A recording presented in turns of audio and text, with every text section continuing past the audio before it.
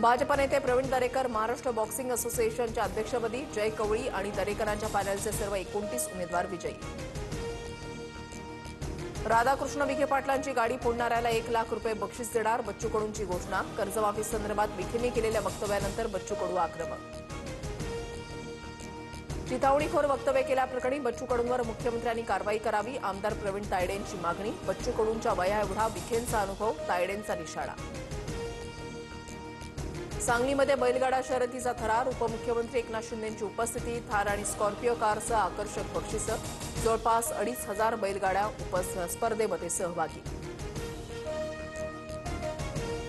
चंद्रहार पाटील निडर, त्यांना लीडर बनवणार. चंद्रहार पाटलांच्या मागे शिवसेनेची ताकद, उपमुख्यमंत्री एकनाथ शिंदेंचं सूचक वक्तव्य.